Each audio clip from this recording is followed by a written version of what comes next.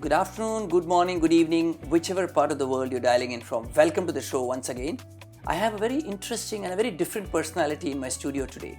Guess what? She's from media. She's the driving force behind UK's leading newspaper.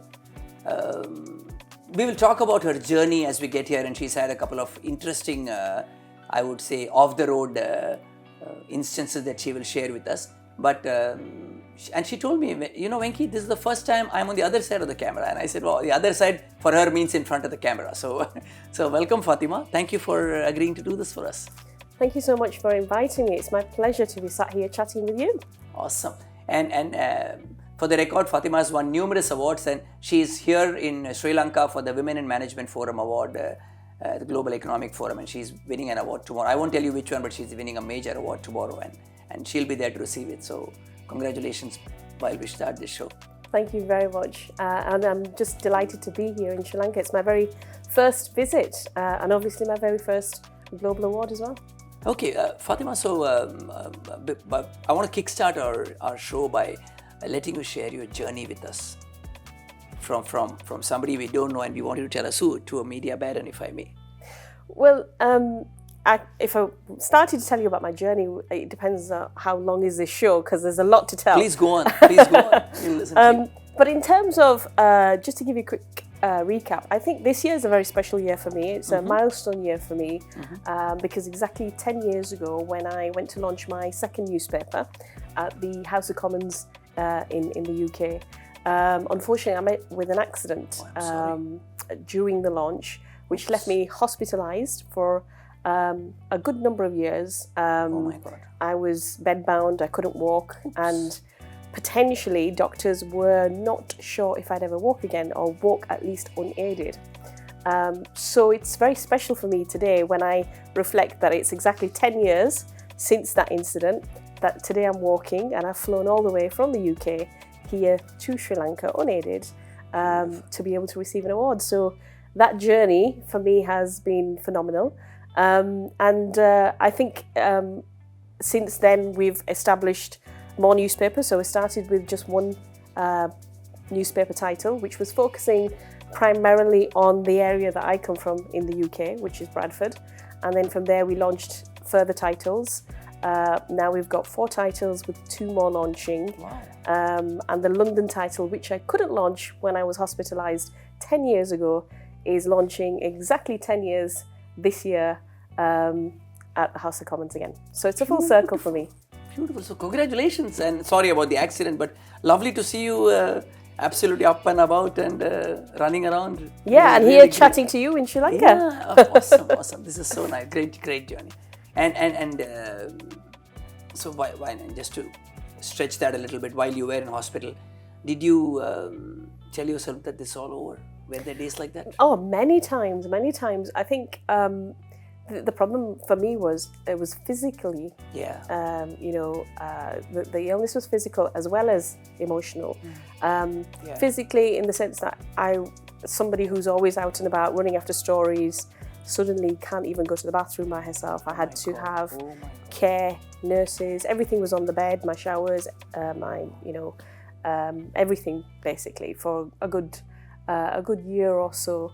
And then obviously from that to being on mobility support, to then crutches, to then a walking stick, to then finally be here unaided. So it was quite a journey, and through that journey there are so many moments that you'll go through, mixed emotions, where you'll think, right, that's it now, I can't do this, and I'm just going to give up, and I can't continue. What's the point as well? You sometimes you ask that, you go through these phases where you think, I've done all of this, and what's the point now? I've just landed in hospital, why should I bother? But then luckily, it's the people that we have around us that really give us that motivation and that incentive to realise that, look, it's not as bad as you think it is, and you can continue. And for me, it was my mother. So I ended up moving back with her. She became my full-time carer. And this is a really lovely story. While I was not working, she used to give me pocket money. How sweet. £20 a day, and £20 is Sweet. a UK money. And I used to say, Mum, why are you giving me pocket money? I'm in my 30s. Yeah. What's wrong with you? And she goes, you're still my daughter and you're not working, so I'm allowed to give you whatever beautiful. I feel like. So she gave me pocket money, and obviously at that point I decided to give up on the business, on the newspaper. Okay. But a couple of years later, that pocket money turned into a few £1,000s because I didn't spend it. And we restarted the media business with the pocket money that my mum gave. So my mum is a co-owner of our media enterprise that we have today. She's the main investor, so to speak, in business terms. So it's been a very emotional, a very special journey as well. And I think that since my mum's sort of pushed me, given me the motivation, and especially now that I know it's her investment in the business, I work double hard, and that's why it's grown to the levels that it has done. And this year we've won several awards, and delighted to be here to get another one. Did you hear that, viewers? This is women empowerment at its best. Yeah. Mother empowering the daughter. Completely. This is absolutely awesome. This is so great.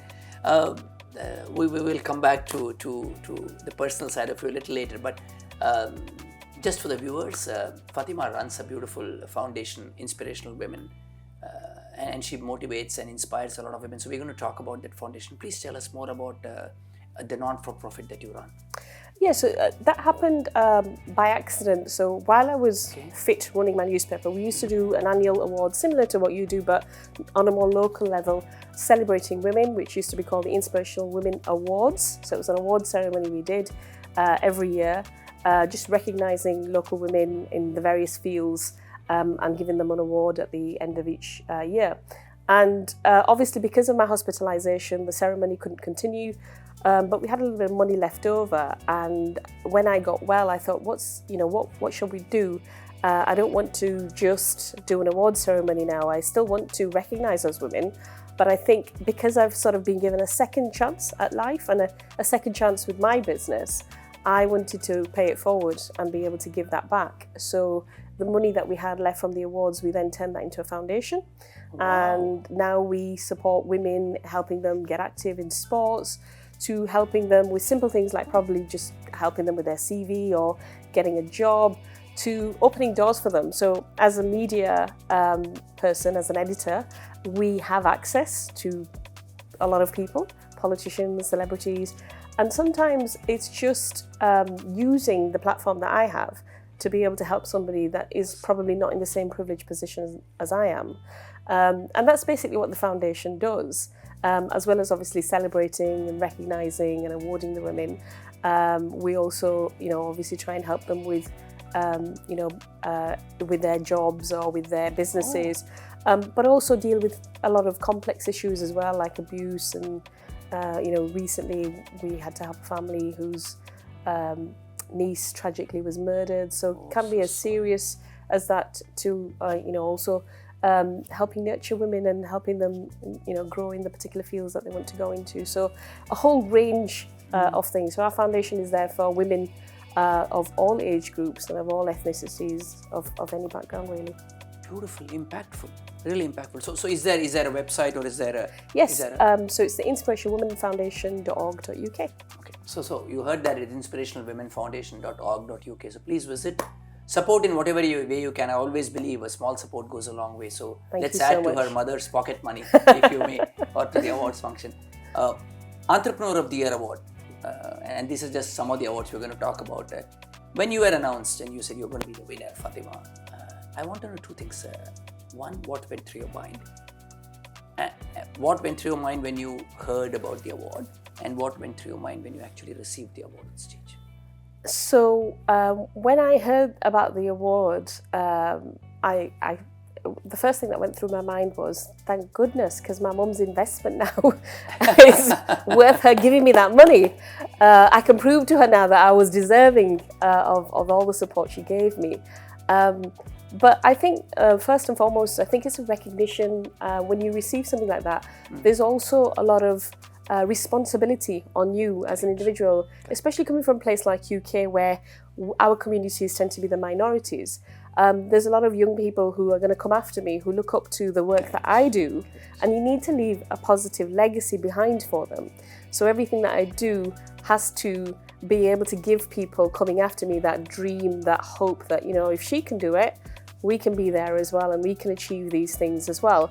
And especially coming from the north of England, because the north of England is always seen as a smaller because obviously London is the capital and it always gets magnified globally. Correct. And where I come from in Yorkshire, obviously, sometimes people say, well, what's that? Where's that? Whereas if you say London, they know instantly what it is. So we have to work double hard. So for the people that live in the area that I come from, knowing that I've received this national award, it gives them hope that, you know, they too can achieve, even if they come from a small town, to be able to go the full road and just live their dreams, really.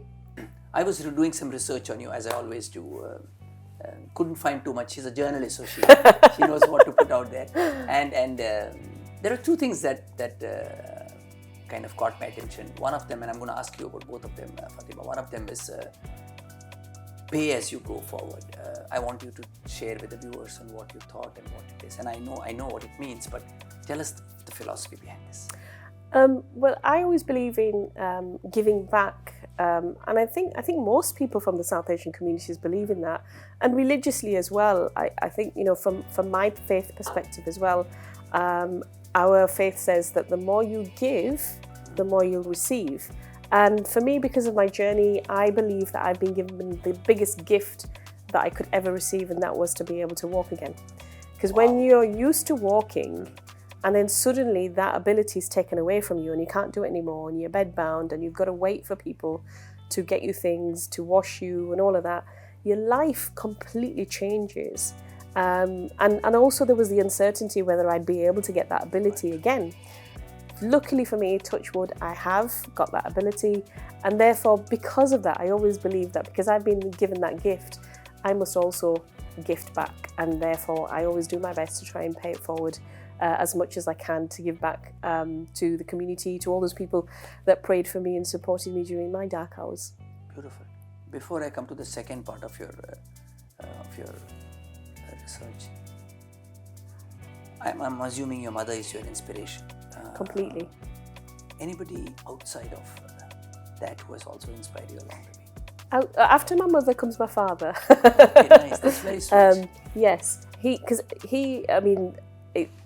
quite matriarchal as well, because even he was there with my mother saying, no, you must do this. And he actually encouraged me to come to Sri Lanka and said, no, go. Wow. Why are you staying here? You need to go get that award. What are you doing?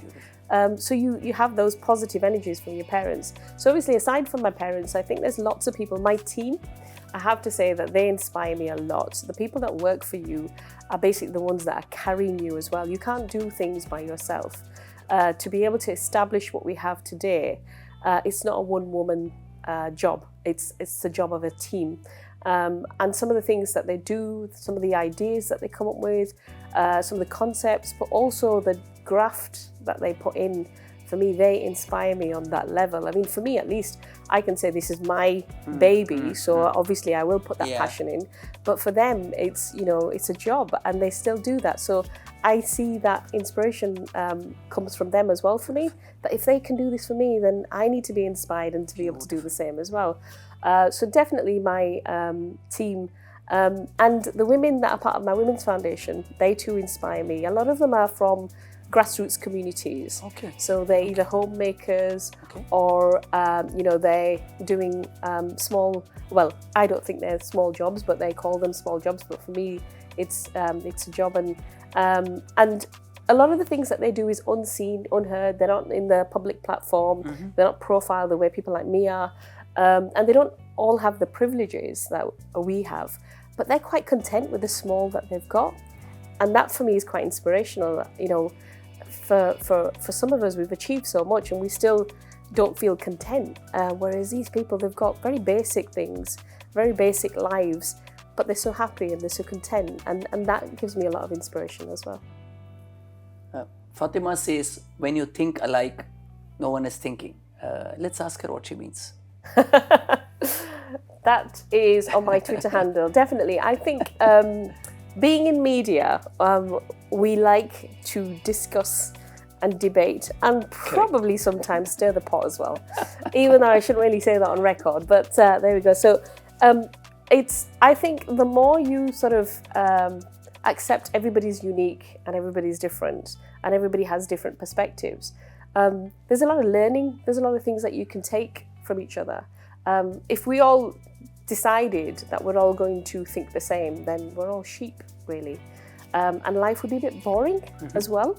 But if we all have different views, different thoughts, different ways to see things, like I might see that, we've all heard of the phrase, the glass is half full, and some say it's half empty.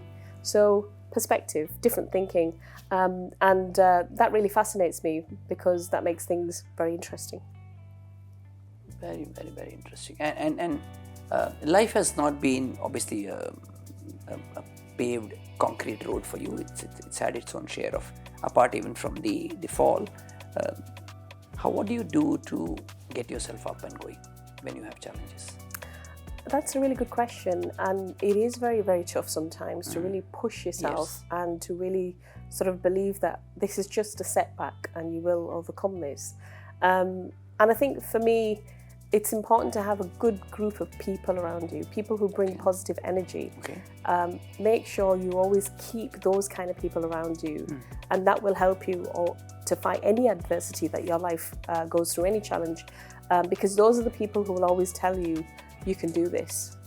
And that's what you want. You want people who will tell you that you can do this. It's just a small setback. It's like when we're children and we're, running around, we fall, but we get back up. But as adults, we become afraid of falling, so we don't take risks because we don't want to fall, and we think, well, what if I can't get up again? And for me, now that I've experienced that in real life, I just think, just go for it, just do it. And what's the worst that happens? If I fall, I'll get back up, and we've got to get back up. We've got to keep going. The worst thing you'll do for yourself is if you fall and not get back up. Everybody deserves giving themselves that second chance, or giving themselves as many chances, really, to just keep going. So the most successful CEOs or business people that we know have all failed in business at one point or another. But that didn't stop them from trying again, and they've tried, and look at them. They're running multinational, multi-billion pound businesses across the globe. So I think just keep that in mind, that this is just one minor setback and you just got to get back up and keep going. Media owner, media baron, media personality. Has it ever occurred to you has it ever crossed your mind that if you were a man, it would have been a little easier? Oh, all the time. Really? All the time, all the time. Wow. I think I'm so sad to hear that, I must say. I know it's a reality. It is sad. It is sad. sad. It is a reality, unfortunately, and it is sad.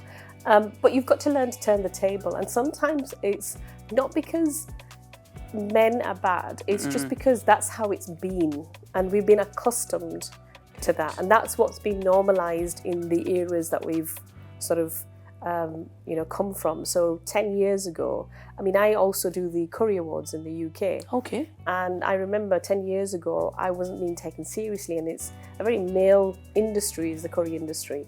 And I thought, right, so it's not because it's not because they're being disrespectful. It's just because they're not used to a woman coming into their industry wanting to work with them, because there were very few people like me doing the job that I do. They were more used to doing business with men. Right. So that culture was alienating for them as much as it was for me to try and go in and make my way.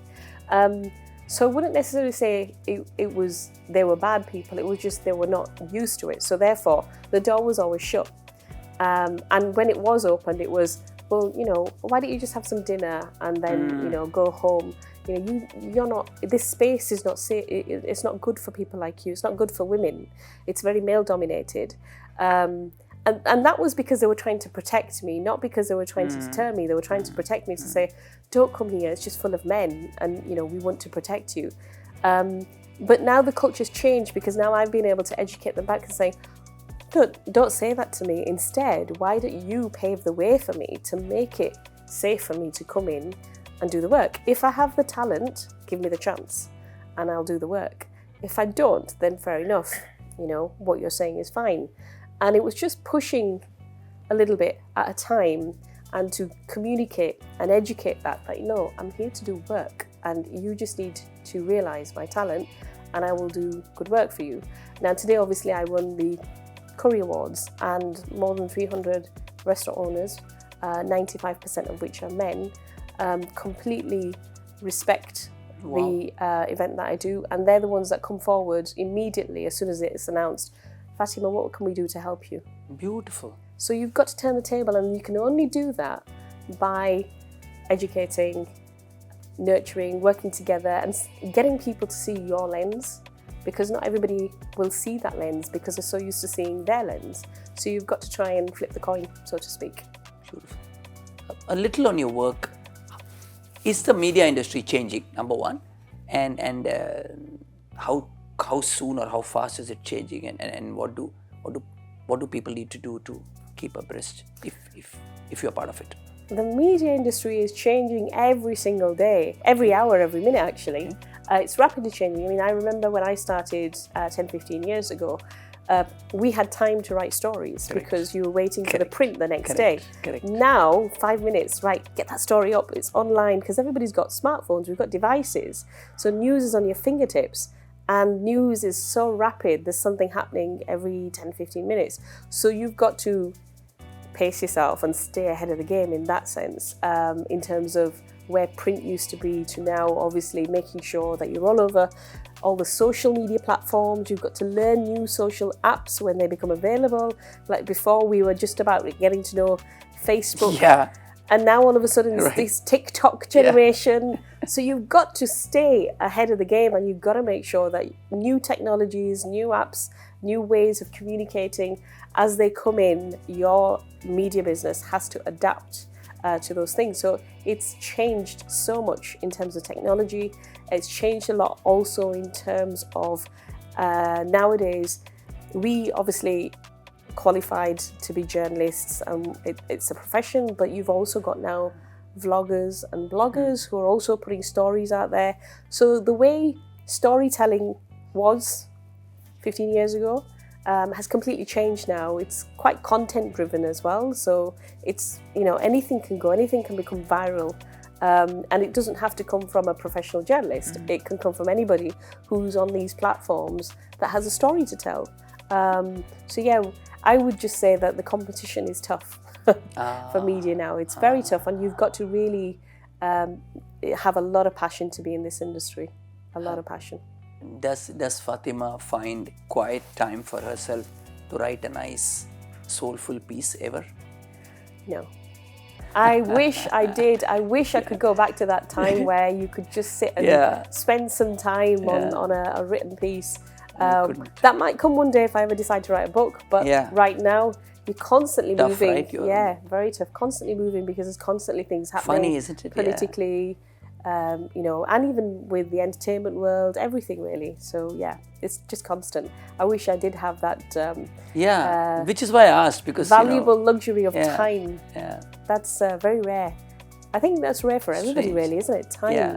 No, but considering that writing comes naturally to you, it's easy to you. You could just take a coffee and sit under a table lamp and write, and the answer is a no. But well, you say it's easy. There's more pressure when you get to the position I am, because more people are looking at, oh well, she hasn't written for a while. What's she writing? And everybody wants to read it straight away. So you've got to be very, you've got to really think. And now also because we're getting more politically correct about, and people are more sensitive now as well. And you've got varied views and opinions now also on social media. So, I always write to make sure that I still respect my readership. And I'm also moving with the times of my readers, because my reader profile probably has changed quite a lot from 15 years ago to now. So probably got a lot of young people now also reading.